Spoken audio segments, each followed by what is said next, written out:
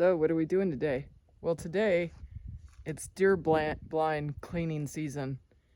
It's a little into the season, but it doesn't matter. This is my personal blind, and I also rent it out. So I make sure that it stays like immaculate. So I vacuumed it, and this vacuum here that I just picked up is a pretty decent little vacuum, and it's battery operated, so I can get in all the nooks and crannies.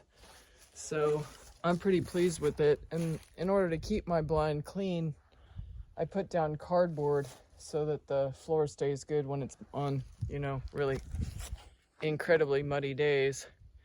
So in addition to that, I'm gonna hook up my deer feeder and put fencing around it so that the hogs don't get into the corn as much, since it's just a gravity feeder. So that's what we're doing today. Just cleaning the windows and just making sure everything's ready to go for when it needs to be ready to go. Anyway, have a good day and a good season if you're out hunting. Oh, and by the way, if you don't have a place to hunt, you can hunt here at the Rockin' Barbie. I have an ad on landtrust.com. So there you go. Bye.